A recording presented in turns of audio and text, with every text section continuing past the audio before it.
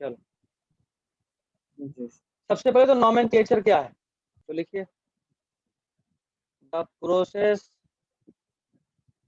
Of naming of any organism, the process of naming of any organism is called nomenclature. The process of naming of any organism is called nomenclature. Last class में हमने vernacular name और scientific names के बारे में पढ़ लिया था। Vernacular name किसको बोल रहे थे सौरभ?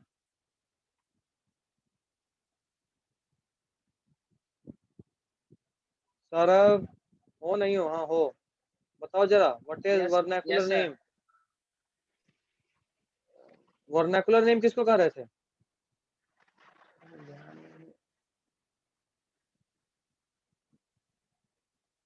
सर ध्यान नहीं है सर हमको।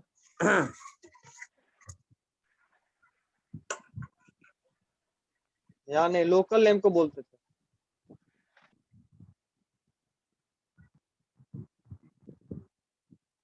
ठीक है, लोकल नेम को बोलते थे वर्नैकुलर नेम। रिवीजन करते रहना है बाबू, नहीं तो फिर दिक्कत।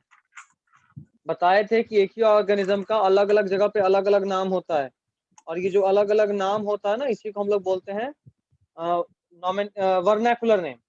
ठीक है, लोकल नेम्स को वर्नैकुलर नेम्स बोलते थे। और साइंटिफिक नेम क्या था? जो साइंटिफिकली डिसाइड हो रहा था on the basis of characteristics of an organism. ठीक है, चलिए आज हमें मेनली पढ़ना है बायोनोमियल नॉमेनक्लेचर। क्या पढ़ना है?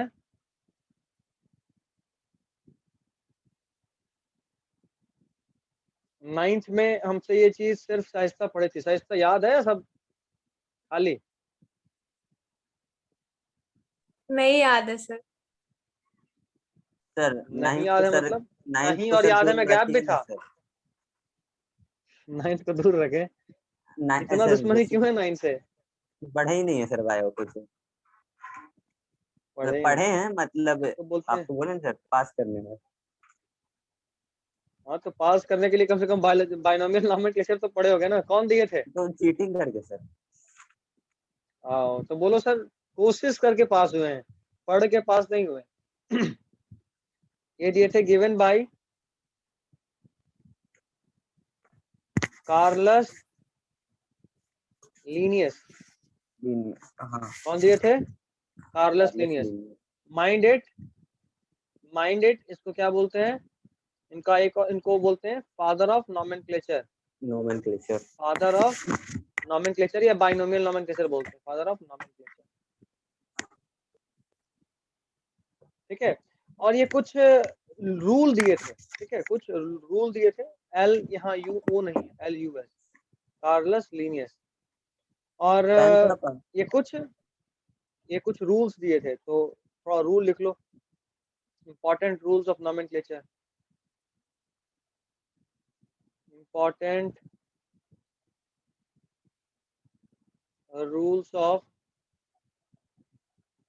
नॉमेनक्लेचर। ऐसा आवाज जा रहा है?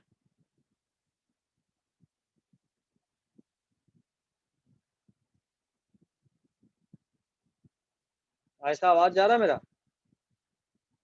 Yes sir. सोए हुए थे?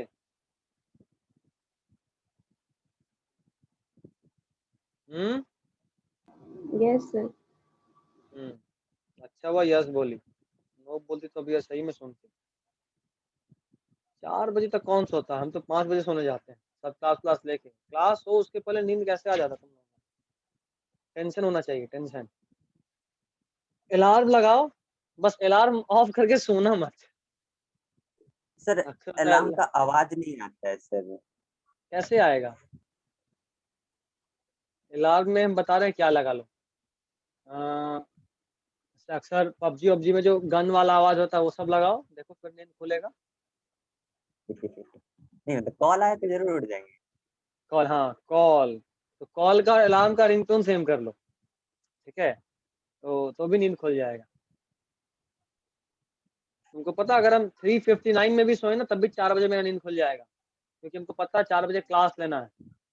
इस तरह का टेंशन के साथ सोया करो तो काम होता है। टेंशन लेकर, टेंशन का बहुत ताकत होता है।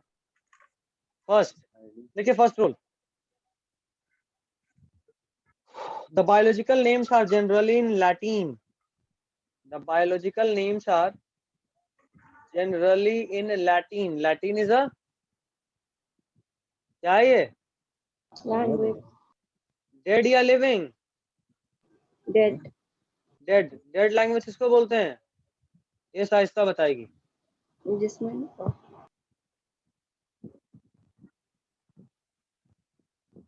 Shaista Yes, sir. बता बता, डेड लैंग्वेज क्या होता है? सर सब भूल गए 9th का। सब भूल गए? जानबूझ के तो नहीं भूली ना? नहीं सर, बस भूल गए।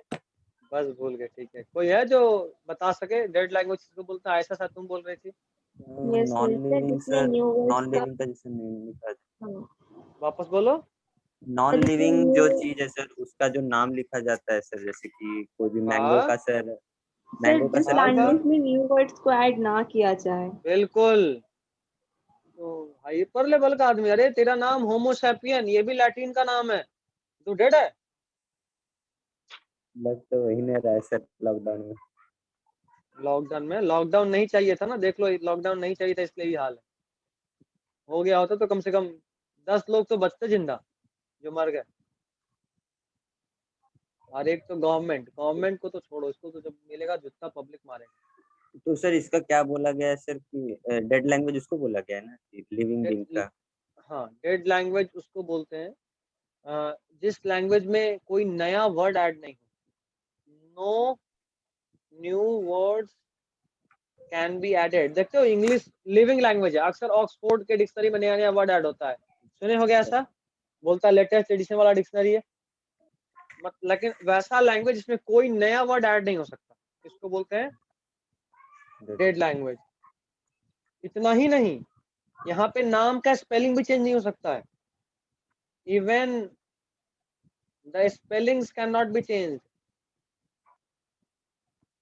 यहाँ स्पेलिंग भी चेंज नहीं हो सकता है, इसलिए इस लैंग्वेज को क्या बोलते हैं? Dead language. तो पहला शर्त यही था कि आप जो भी नाम लिखे ना वो लैटिन लैंग्वेज में हो। और इस शर्त को रखने का मेन मकसद ये था कि एक बार जो नाम रख दिए या एक बार जो नाम का स्पेलिंग हो गया वो कभी चेंज ना हो। और अगर वो कभी चेंज नहीं होगा तो कभी कंफ्यूजन क्रिएट नहीं होगा, है ना? जैसे आयशा का नाम लिखने में अक्सर हमसे गड़बड़ होता है। आयशा अपना नाम का स्पेलिंग बोलना। Sir AYES। AY, हाँ ठीक है, AY। हम अक्सर डबल AY करते हैं। तो अभी बताओ, दो स्पीसीज होता, अगर मान लो किसी स्पीसीज का नाम ही ऐसा होता, तो कोई साइंटिस्ट AE लिखता और कोई डबल AE लिखता, और बाद में दोनों ने अपना अपना रिसर्च करके लेके जाता, बोलता देखिए हम आयशा पे रिसर्च किए और एक हम आयशा पे रिसर्च किए। अभी बाद में जब दोनों रिसर्च अब पेपर अपना साबित करता तो पता चलता दोनों एक ही चीज पे रिसर्च किया था।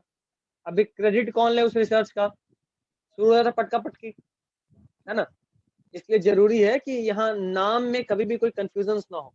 और बाइनोमियल नॉमेनक्लेचर लाने का मकसद ही ये था कि आप ऑर्गेनिजम्स के नाम को ऐसा एक यूनिवर्सल फॉर्म दे दें कि पूरे दुनिया में साइंटिफिकली वो ऑर्गेनिज्म सिर्फ एक ही नाम से जाना जाए। ठीक है, मेन मकसद ही हमारा यही था।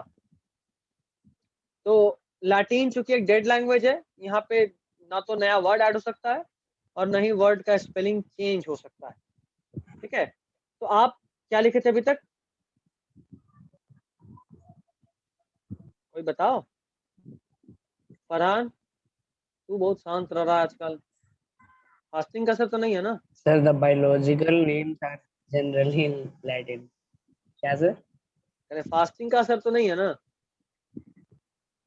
नहीं सर, नहीं। नहीं, क्योंकि अब तक तो आदत हो गया होगा। पहला दूसरा दिन एनर्जी डाउन होता है, उसके बाद तीसरा दिन से तो फिर कोई खास फर्क नहीं पड़ता। हाँ। हाँ, शाम में फर्क पड़ता है थोड़ा थोड़ा, जब टाइम नजदीक आने लगता है तब। खैर खैर चलो, हम लोग बहुत क्लोजली देखे आकाश में। जब हम लोग थे ना तो 6:15 या 6:10 ऐसे होता था टाइम इफ्तार का। तो सब घड़ी देख रहा है, जो घड़ी नहीं पाना मेरा घड़ी छीन लेता था, भाई घड़ी दे। अभी देखा, हम बोले भाई अभी बचा है 5 मिनट, अबे रुक यार शांति से, जीने देगा। सीधा यहाँ के बाद वो लोग सीधा कैंटीन में गया, कैंटीन में वहीं पे सब आराम से, क्योंकि वहाँ ब्रेक के बाद पूरा साफ सफाई, पूरा पोछा वोछा हो जाता था, तो एकदम साफ हो जाता था। उसके बाद जितना भी रोजा वाले लोग थे, सारे क्लास का सब लोग कैंटीन में जमा हुए, एक साथ नमाज पढ़े, रोजा तोड़े। उसके बाद फिर वापस 15-20 मिनट बाद क्लास में। वो लोग हर 5 मिनट 10 मिनट पहले ही चला जाता था। क्यों भाई? भाई देख 10 मिनट पहले पढ़ाई तो नहीं हो सकता, ये तो कंफर्म है, भले भूखे रह जाए 10 मिनट और, है ना। तो उन लोगों का अलग ही कहानी था। खैर चलो।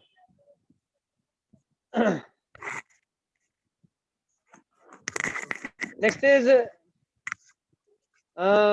हम लोग लैटिन लैंग्वेज का बात कर रहे थे कि नया वर्ड ऐड नहीं होता है, ना ही नया स्पेलिंग ऐड होता है। तो binomial names are generally in Latin and written in italics. देखो आगे, and written in italics.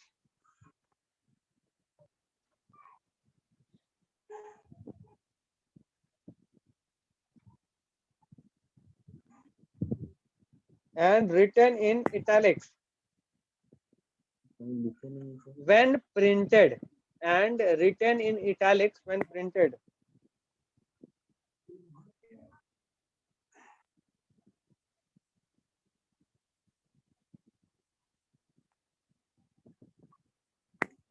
Binomial names are generally in Latin. हाँ, generally in Latin and written in italics when printed.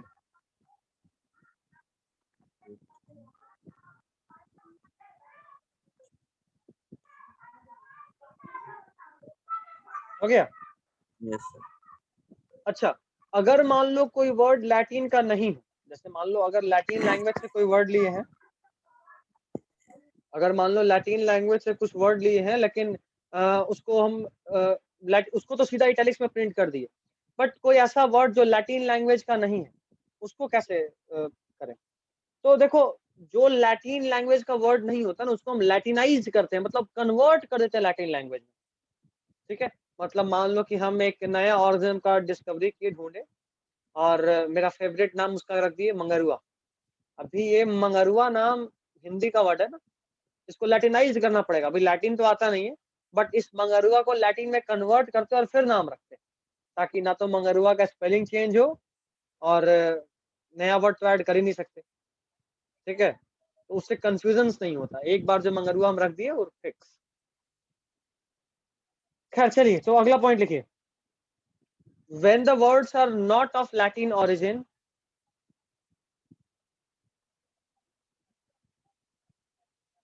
when the words are not from Latin origin,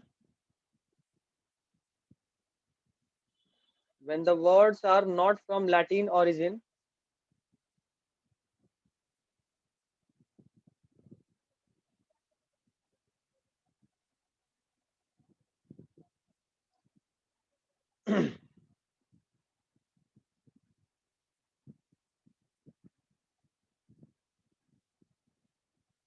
Yasin आवाज आ रहा है मेरा?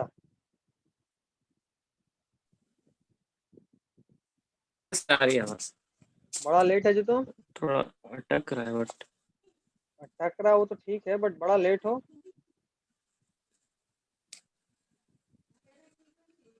आवाज थोड़ी eco हो रही है अभी भी सबको इको हो रहा है? नो नहीं सर। सर. नहीं सर। No, sir. नहीं तो यासीन तुम्हारी तरफ नेट इशू होगा। लेट क्यों है पहले तो ये बता, बाकी सब छोड़ो।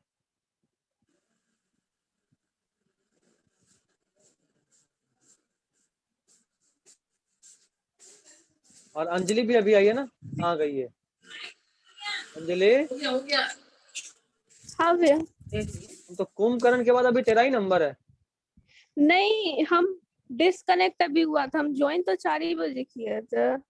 अच्छा तब अभी ठीक है, गलती 9 बच्चा, अच्छा हाँ ठीक है, बच्चा 9। विभूति अभी थोड़ी देर पहले ज्वाइन किया, उसको डांटिए। मतलब ये सुनेगी तो विभूति को भी साथ में लेके डूबेगी, अकेले हम तो सुन उसको नहीं फोन सकती है। कर नहीं, इसको हम फोन करके उठाए हैं, उसको डांटिए।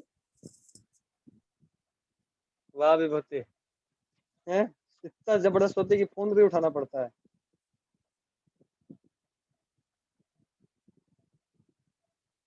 चलो कहाँ तक लिखे हैं? Sir, when the word are not from Latin origin. They are Latinized. They are Latinized. They are Latinized. Sir इसको लैटिनाइज कैसे करते हैं? कन्वर्ट हम लोग हिंदी को इंग्लिश में कन्वर्ट कैसे करते हैं? आई एम बोलिंग, ये बोलना हिंदी था, उसमें इंग जोड़ के इंग्लिश बना दिए, तो समझे? कुछ ऐसे ही करते होंगे। अभी लैटिन तो आता नहीं कि करके दिखाएं। तो मतलब वो तो एक नया वर्ड हो गया ना लैटिन लैंग्वेज का। कन्वर्ट किए हैं हम, वो उस लैंग्वेज का वर्ड कहाँ हुआ? वो उस लैंग्वेज का वर्ड नहीं हुआ, हम लोग उसको लैटिन वाला लक्षण दे दिए। हाँ, अभी भी वो लैटिन थोड़े ना कहाएगा तो हिंदी ही या इंग्लिश ही, बट लक्षण लैटिन वाला हो गया, इसलिए बोले लैटिनाइज। ठीक है भैया हाँ बोलो। विभूति को आप बोलने के लिए कहिए ना, वो अभी भी सोई हुई है। ये तुमको कौन बताया?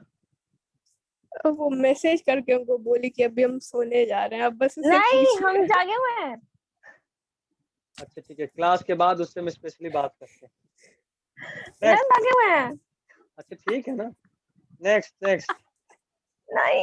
नेक्स्ट वर्ड लिखो। The first word in a biological name, the first word in the biological name,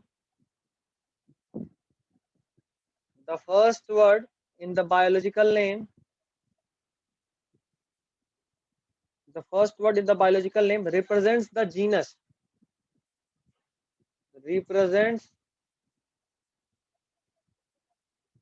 the genus, genus मतलब जेनेरिक नेम। जीनस से आप सब लोग परिचित होंगे, है ना? सहिता ट्रिक याद है? तुम लोग को ट्रिक बताए थे या वो भी भूल गई है? CICN वाला नहीं क्या वो था? नहीं, वो नहीं। हाँ वो तुम सही बोल रहे हो, लेकिन वो वाला ट्रिक अभी हम नहीं पूछ रहे। ये 9th में पढ़ाए थे साइस्ता को सर, वो थी मेरे साथ 9th में। साइस्ता याद है? पूरा हायरार्की का ट्रिक बताए थे, किंगडम से लेके स्पीशीज तक याद रखने का। हाँ सर थोड़ा बहुत याद है, लेकिन अब अच्छे से नहीं याद है। थोड़ा बहुत दिमाग में आ रहा है कि आप बताए थे कुछ।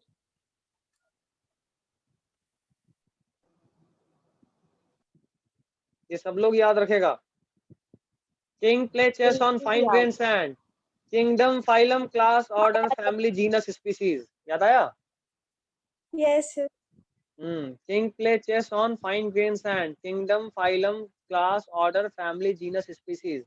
तो ये वाला है जीनस, इसी को बोलते हैं जेनेरिक नेम। इसको कॉमनली क्या बोलते हैं? Generic name. ठीक है, ये भी याद रखिएगा, डील करूंगा ऐसे तो आप भी वापस दोबारा भी लिखवाऊंगा। चलो तो कहां तक लिखे थे? Represents the genus while the second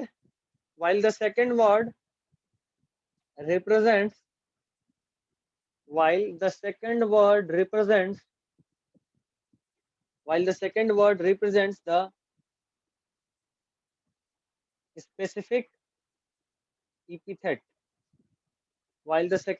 represents the specific epithet, मतलब स्पीसीज के नाम को रिप्रेजेंट करता है second word.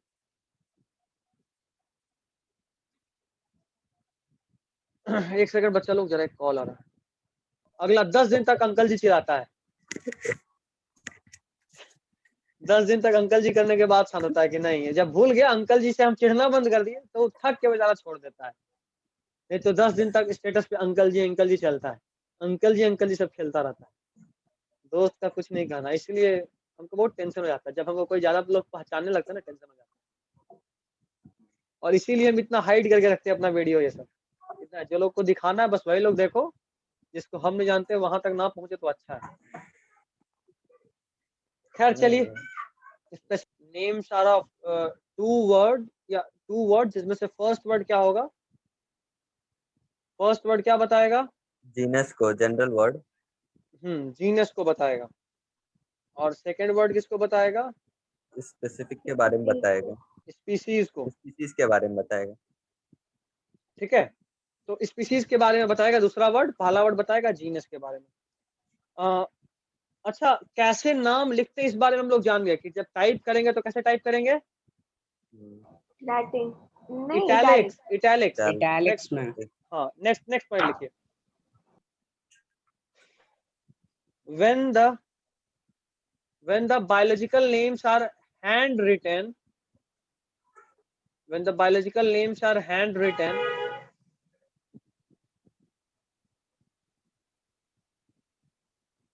when the biological names are handwritten, the two words, when the biological names are handwritten, the two words must be, when the biological names are handwritten, the two words must be Underline.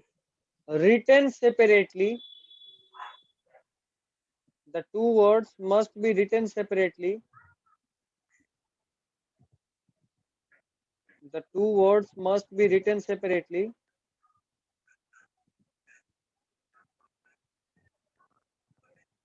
In which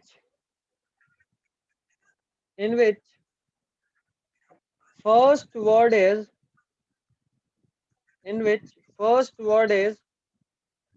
या first word के बगल में bracket में लिखे ना specific genus name या generic name, उसको generic name भी बोलते हैं ना, जेनेरिक नेम लिखना।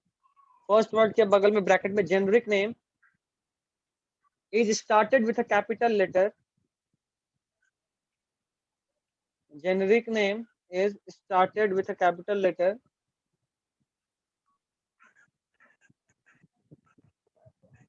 in which generic name is started with a capital letter,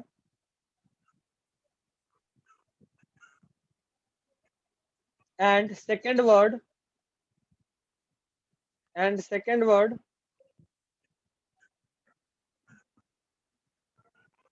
bracket में लिखिए specific name,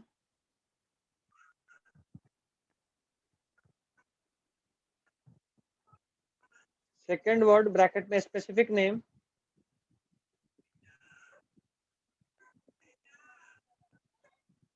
second word bracket में स्पेसिफिक नेम इज रिटन या is started with a small letter, is started with a small letter,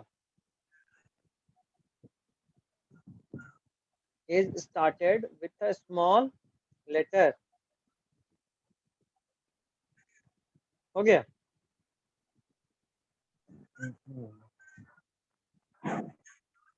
चलिए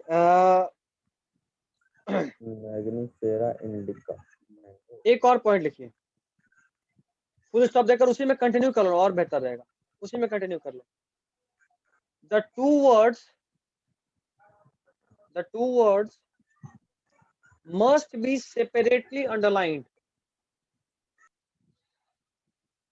The two words must be separately underlined. दोनों word को separately underline भी करना चाहिए।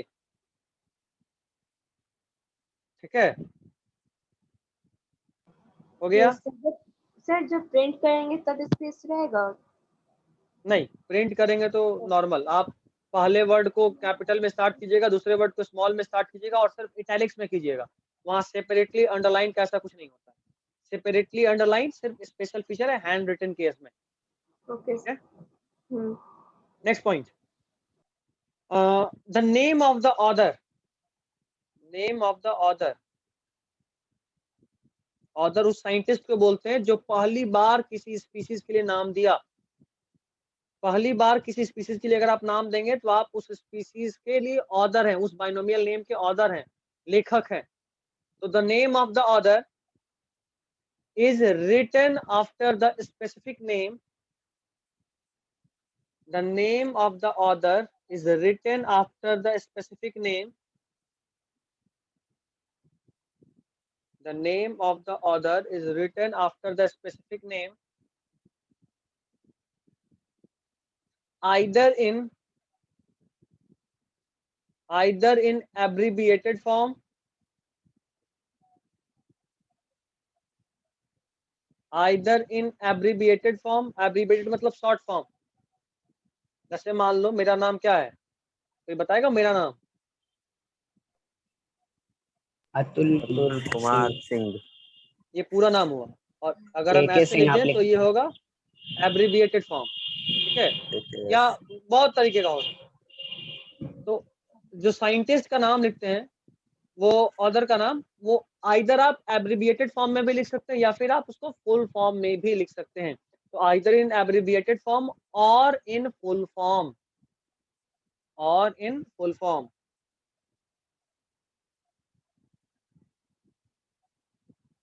ठीक है, आइदर इन एब्रीविएटेड फॉर्म और in full form.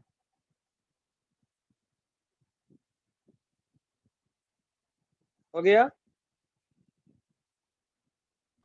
Yes sir. चलिए अब अगला पॉइंट जो लिखेंगे बहुत इंपॉर्टेंट है। नीट बड़े ही प्यार से आपको बोर्ड वर्क बनाएगा इस पॉइंट। देखो, मैंगो का साइंटिफिक नेम सबको पता होगा मेरे ख्याल से, जरा बताइए।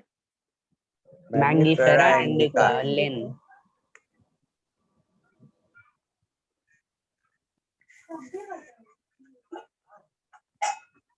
यहाँ पे अंडरलाइन यूं ही दे दिए थे, ये एक्चुअली यहाँ जरूरी है।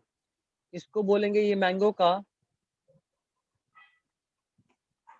Binomial nomenclature.